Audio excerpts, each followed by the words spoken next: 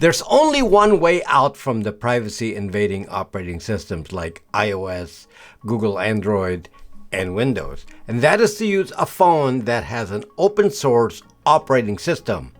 But to the average person, this is all confusing. You hear about some phone alternatives being advertised, and some of them are downright ultra expensive. Or some require technology to self-install. Or some think the answer is some flip phone, which unfortunately is disappearing like the dinosaur because no one wants to make that hardware anymore. Fortunately, there are good alternatives, and I will talk about those. I'm happy to promote alternatives that support privacy. Later, I will also tell you about a neat, new, inexpensive solution that you can get soon, and it's so fairly priced. You can afford it to get it, even just to try it out. Before I discuss that though, I'm going to talk in general about open source phones and what difference they make. There's a lot of disinformation out there too, because of course some people use this to sell you something. That's not necessarily a bad thing, because the issue is if the solution works and if it is worth it. What exactly can you do with these open source phones? Are they usable? What can you do and not do with them? Depending on the device, there are changes to behavior that you need to do, and there will be inconveniences. However, I've used these types of phones for many years, and I've learned that it is so unimportant to get hyped up about some new feature on a new flagship phone. Usually it's sold as some new photo capability. Now it's AI to improve your photos, but really it's AI to be the entity watching over your shoulder from here on. Remote controlled by big tech and the governments they contract to. Phones are the single most responsible device for our complete loss of privacy. I will tell you about alternative phones that are privacy respecting. If you're interested, stay right there.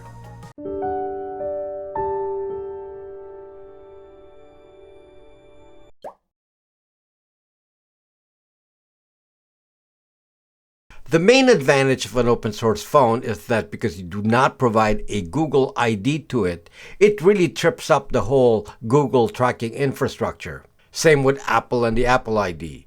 Google IDs from standard Android phones or iPhones mean that every website you visit can record your Google ID and allow Google to know what you're doing anywhere.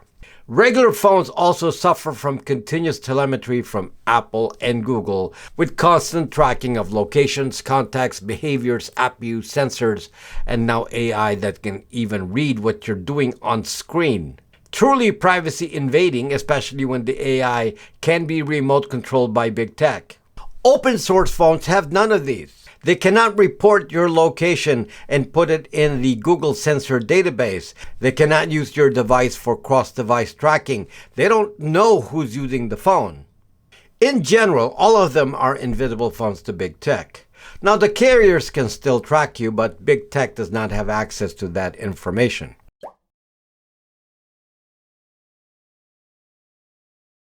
The main problem with these types of phones is that they may not support all your apps.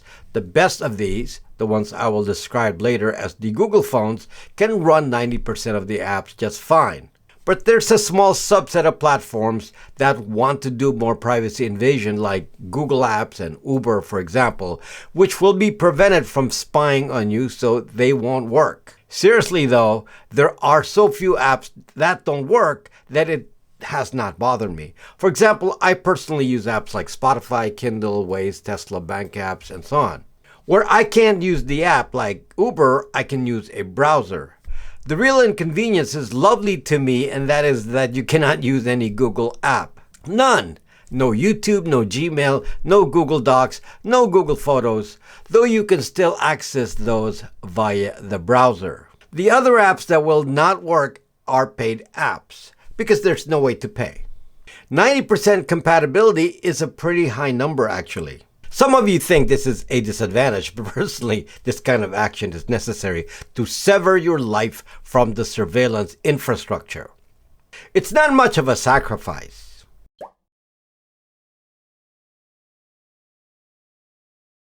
In general, there are two categories of open source phones. I would make a separation between Linux phones and what I call de-Googled phones. This is a confusing distinction because in the end, all these phones really use a Linux kernel, but they are a different family of solutions. Later, I will give you some popular operating systems and products that do the job well for privacy, but stay tuned to the very end where I reveal another surprising new solution.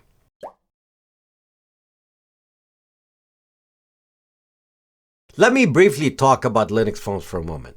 Unfortunately, I have to say that Linux phones are not really suitable for the North American market currently. The hardware being sold will generally not run with USA carriers. Some of them are experimental products like the Pine phone from Pine64 or the Librem 5 phone from Purism. Neither of these can be daily drivers. Aside from the problems with US carriers, they have unusable battery life. The most successful of these is the Ubuntu Touch project. This is a not-for-profit foundation, and they have a significant following in Europe. But their limitation is the choice of devices, which hopefully will improve soon.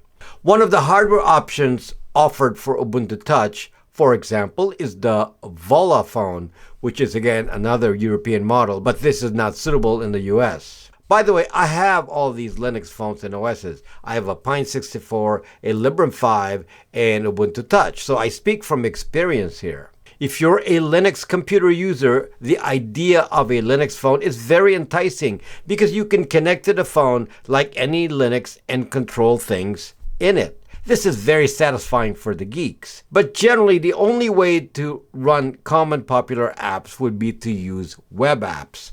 These are more like using a Linux desktop, except it's smaller. Hopefully this will all change as more people adopt them, but that's the current state of this at the moment. And this is why I hardly talk about Linux phones anymore. Not because I don't support them, it's just because there's nothing offered that can work well in the US currently.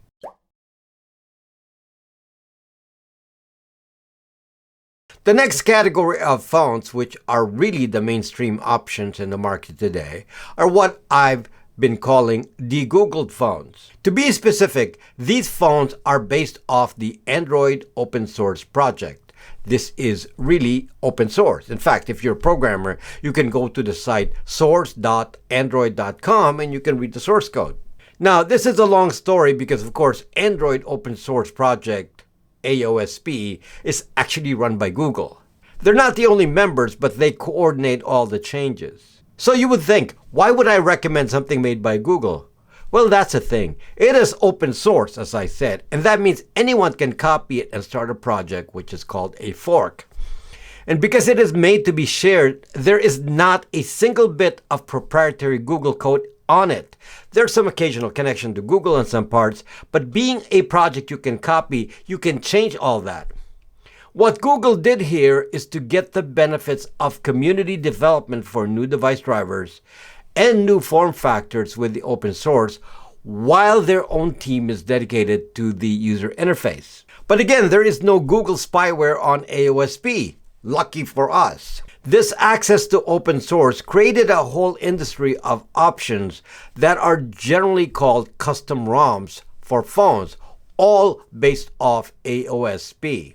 Just so you understand how Google works with OEMs like Samsung, LG, or OnePlus, for example, Google has agreements with these manufacturers. First, the OEMs contribute to the project by creating drivers for their devices.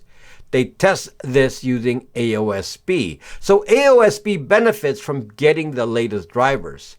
Then when they're ready to ship a new model, they then overlay another layer of Android programs from Google, which is referred to as Google Mobile Services, GMS. Often this code will replace some code in the open source to proprietary versions. This will now include all the spyware code for telemetry, Google Play Store, location tracking, notifications, and other things that connect the device to Google. GMS is licensed by the manufacturer and allows them to say they are Android phones. But those who develop and modify AOSP-based custom ROMs for phones can replace whatever the OEM installed on a phone and restore AOSP to it, though some OEMs prevent this, notably Samsung. If you're successful installing AOSP on a phone, then this is without Google GMS code, so it now becomes de-Googled. There are several companies that make de-Google custom ROMs or AOSP-based operating systems. The general advantage of using any of these, assuming they do not add the Google GMS code, is that none of them have a Google ID. So there's nothing that actually identifies the phone to Google. This is a huge advantage as it stops tracking in its tracks. None of these AOSP options have AI, so you don't have to worry about that. None of these options have any continuous connections with Google, though some occasional connection may occur for some of them. So in general, the reason I don't state for you which one is the best is because they all do the basic job for privacy, but some are better than others, so let me give you my opinion on these. I will just mention the main players here. There are many projects, but I'm focusing on those that are useful to the privacy community.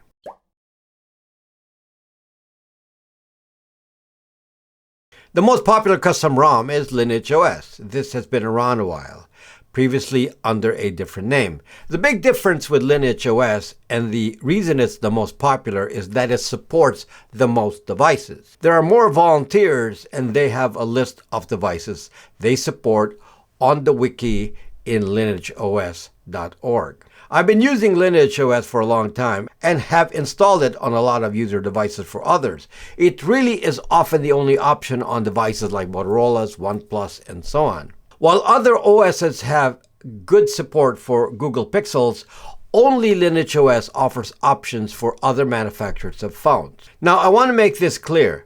LineageOS is really made for supporting existing used phones and putting in a new operating system on it.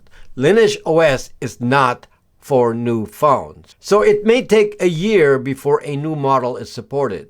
LineageOS is not specifically designed for privacy though, so although it does not have a Google ID login, some parts of it are still communicating with Google, so there are better options. It has limitations like it doesn't lock the bootloader, and the updates are limited to minor version numbers.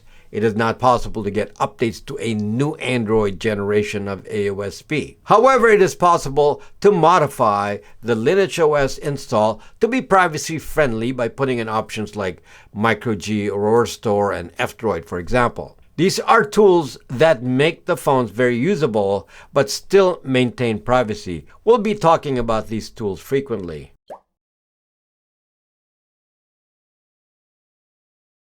I've learned about Iode only recently, and unlike some of these other OSs, I've actually met the principals of Iode and have an open communication channel with them. Iode has the advantage of being one of the few OS makers that support a wider range of models, and the reason is that Iode is based off LineageOS.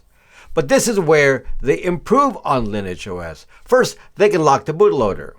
Iode can also do frequent updates over the air, OTA, and they do. They have actual staff in their business rather than just volunteers. For privacy, they handle big issues like supple, NLP, and pre-install microG and F-Droid. These are technical terms, I know, but to me this is the minimum required to actually be a privacy phone. If we install LineageOS on a phone, we modify it by adding these, which are standard on Iode. Because they are clearly privacy focused based on how they construct their OS, they have become my new favorite. And the good thing is that LineageOS apps supply the features that ensure user friendliness.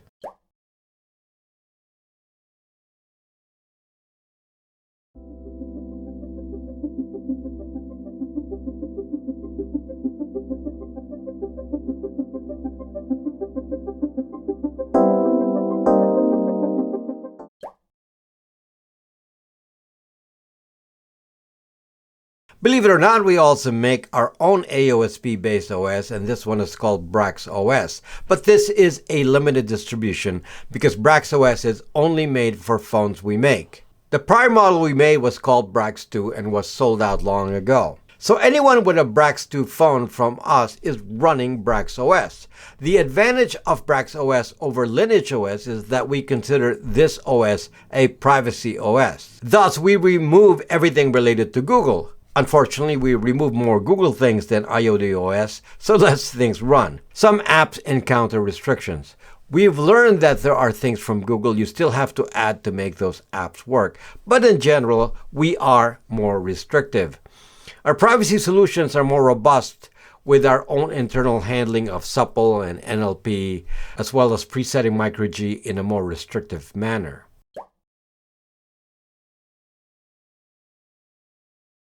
CalyxOS is something I've used for a while too.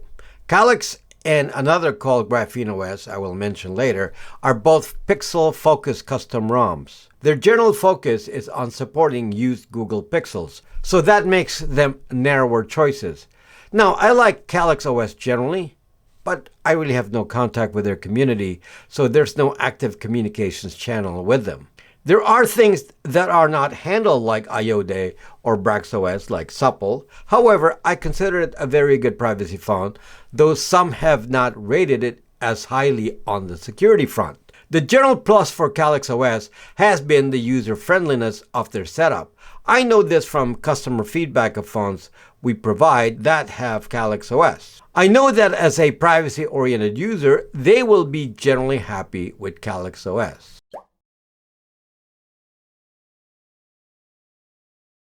Now, I hardly ever mention GrapheneOS, and let's be clear, GrapheneOS is being marketed as a security-oriented OS and not necessarily a privacy phone for normal people. For this reason, the GrapheneOS UI is a bit stark and unfriendly to a non-geek, but that itself is not a problem. I do have a Graphene phone here somewhere. It's fine for privacy. The problem with this OS is that it has become the darkest, most negative community in all of the mobile phone options. It's like a cult that attacks everyone, including those they temporarily made as a friend, like Louis Rossmann on YouTube, and many others. They are very well known for speaking negatively about many YouTube creators, and they truly make things up, all because of the leadership of Graphene. So generally, I will make this statement about Graphene. It is not my first choice. Many of the supposed benefits touted by their leader has nothing to do with privacy, or are actually of no particular security benefit when discussed by other security experts. Unusual concepts like Google sandboxing, or whatever special features supposedly exist but are standard in AOSP. There's not a single feature in GrapheneOS that drives me to it, in spite of their long-standing claims, and believe me, I know programming. But stay away from this community. They will drive you nuts with this information just to make themselves look good. You will find them heavily infesting Reddit and Matrix. It's okay to use it, of course, but I'd rather use something else. You won't miss anything.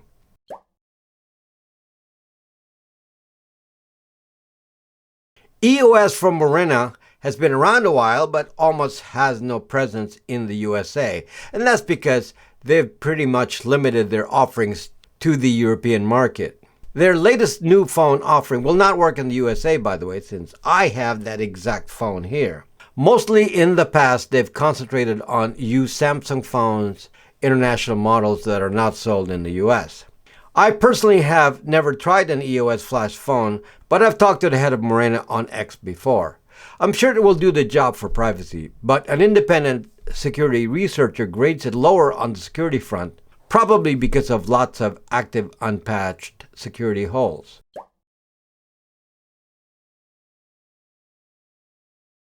The problem with options I just gave, which is to take an existing phone with Google Android and then reflashing it with a new OS like the ones I've discussed, is that you are doing it to an existing phone. And unless you can do the flashing of the custom ROM yourself, which is not necessarily an easy thing, it can be costly.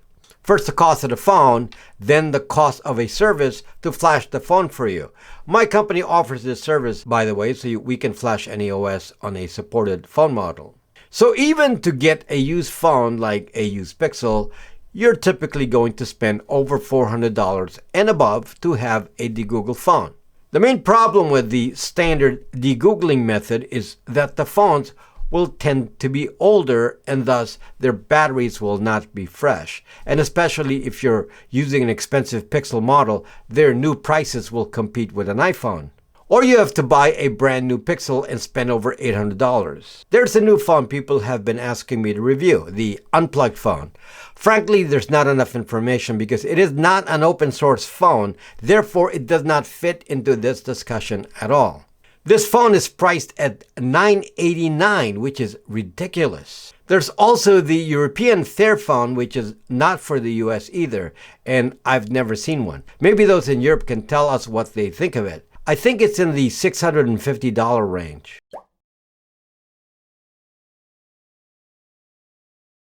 We are about to release a new phone model, the latest Brax phone. This is internally known to us and the community as the Brax 3 phone.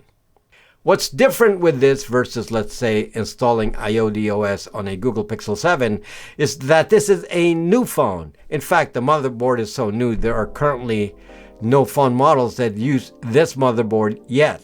The motherboard is a MediaTek Dimensity 6300, and this is a new design, and this phone will have 8 GB of RAM, 256 GB of storage, SIM cards, eSIM support, 5G support, SD card, headphone jack, 5,000 milliamp hours of battery, which will easily last you a couple of days. This is a custom designed phone that will be in the 6.5-inch form factor. What is fantastic about this phone is that this is not a Google phone that is being adapted for the Google use. This phone will not have any Google drivers from the get-go since this is not a Pixel. So we are not dependent even on Google for security updates. Pixels use Google drivers, so they are dependent on Google for support. The phone is approved for use in the USA with T-Mobile and AT&T and will work internationally as well. It is not intended for Verizon. The main feature, of course, is that it will run DivestOS, which has 0 connections with Google. But we expect that it may also support Iode OS and perhaps even Ubuntu Touch. We are in contact with Ubuntu Touch and that they may give us a Linux option in this new phone. We will be happy to help any OS maker to port it to this device since we can provide all the drivers needed for the port. The phone is also bootloader locked by default. Now here's the main change in our approach. Previously, having a Google phone requires spending more money. This time, we are thinking less about profits and focused on mass adoption. This brand new phone will be on pre-order for the starting price of $279 with an included hard case. This price is so fair that really it's a low-risk alternative, even for someone willing to just try it if you're interested in dipping your foot in the privacy arena. We expect to be shipping this around January, and the shipping will be, of course, in order of the pre-order sequence. There's a limited quantity in the first shipment. We will be starting the pre-order for this on October 15th. But please check the website link I'll include in the description so you can be ready for this. Before shipping, we intend to ask users which OS they like on it. I don't know which ones will be ready by the release time, but we can make sure there's an auto installer for, let's say, Iode OS if that is not ready by shipping time. Those in my community stay up to date about what's going on the BraxMe platform. There are over 100,000 users there, and you will find community discussions on all the different types of privacy and security topics. We have a store there as well with other products that are used to support the privacy battle. We have the Brax virtual phone, so you can have additional phone numbers for privacy.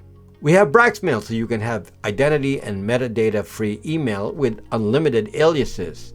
We have Bytes VPN to protect your IP address. We have the Google phones like Pixels and services to flash a de-Googled OS for your existing phones. Join us on BraxMe. We'd love to have you as part of this community. The Brax 3 phone is supported on a different site, which is braxtech.net. Thank you for watching and see you next time.